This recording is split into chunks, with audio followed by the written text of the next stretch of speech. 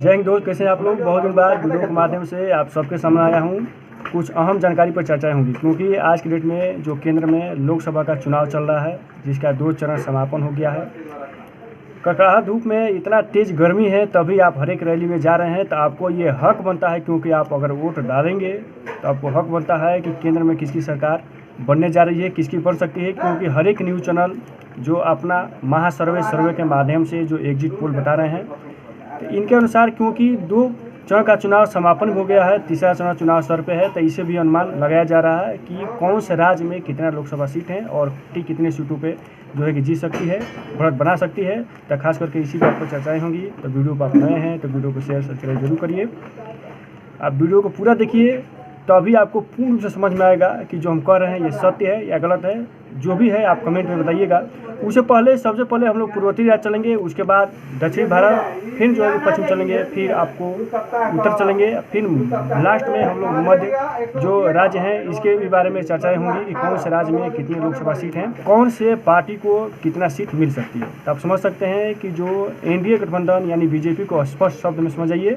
एक होता है इंडिया गठबंधन यानी कांग्रेस। ये साधारण शब्द में आप समझ सकते हैं कि बीजेपी और कांग्रेस, ऐसे ही हम बात करेंगे ताकि आपको समझने में कन्फ्यूजन बिल्कुल ना हो।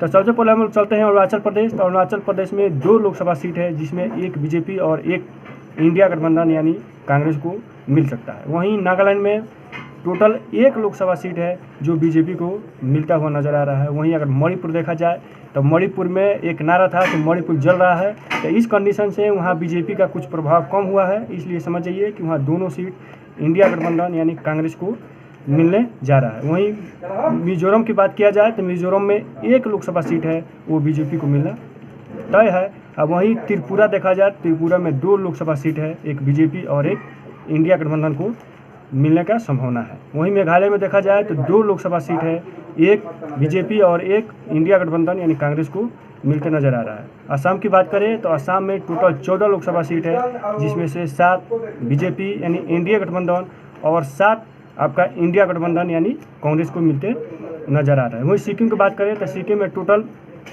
1 लोकसभा सीट है जो बीजेपी को मिलते हुए नजर आ रहा है। वहीं देखा जाए पश्चिम बंगाल में तो पश्चिम बंगाल में टोटल 42 लोकसभा सीट है, जिसमें से 9 सीट बीजेपी को मिलने जा रहा है। वहीं 33 पे आपका इंडिया गठबंधन, क्योंकि आप समझ सकते हैं कि ममता बनर्जी यानी तृणमूल कांग्रेस सब इंडिया गठबंधन के सम्मिलित हुए हैं, तो इसलिए 33 कांग्रेस को मिलते हुए नजर आ रहा है। वहीं झारखंड में देखा जाए तो झारखंड में टोटल 14 लोकसभा सीट है, जिसमें से 7 बीजेपी और 7 इंडिया गठबंधन को मिलते नजर आ रहा है। अब बात आता है उड़ीसा। तो उड़ीसा में समझिए कि टोटल 21 लोकसभा सीट है, जिसमें से 4 बीजेपी और 6 पे इंडिया गठबंधन यानी कांग्रेस को मिलते हुए नजर आ रहा है। और वहीं 11 बीज, क्योंकि आप समझ सकते हैं कि वहाँ नवीन पटनायक लगभग 20 वर्षों से मुख्यमंत्री हैं, उनके पिताजी भी थे, तो उनके पार्टी को 11 यानी अन्य को मिलते नजर आ रहा है। वहीं देखा जाए आंध्र प्रदेश में तो टोटल 25 लोकसभा सीट है, जिसमें से 25 में से 5 बीजेपी और 11 इंडिया गठबंधन यानी कांग्रेस को मिलते हुए नजर आ रहा है। और वहीं अन्य 9 सीटों पे अन्य को मिलते नजर आ रहा है। तेलंगाना में देखा जाए तो टोटल 17 लोकसभा सीट है, जिसमें से 6 बीजेपी और 11 इंडिया गठबंधन को। ये जो हम बता रहे हैं एक अनुमानित है, जब काउंटिंग होगा एग्जिट पोल के माध्यम से जो भी न्यूज़ चैनल बता रहे हैं इसका अनुमानित बताया जा रहा है, क्योंकि 2 चरण का चुनाव समापन हो गया है, तीसरा चरण सर पे है, तो ये एक अनुमानित बताया जा रहा है। जब काउंटिंग होगा तो उस समय जो रियलिटी है वो पता चलेगा। इससे पहले आप सब एक अनुमान ही लगा सकते हैं, हम भी लगा सकते हैं, कोई भी न्यूज़ चैनल वाला है ये भी लगा सकते हैं।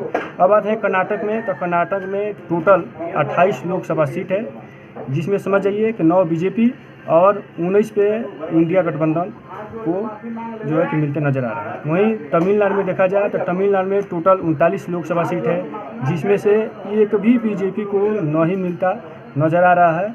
ये जो अभी तक अनुमान लगाया जा रहा है, क्योंकि जो सर्वे हो रहे हैं अनुमान भी लगाया जा रहा है कि इस बार तमिलनाडु में बीजेपी को एक भी सीट नहीं मिल सकता है।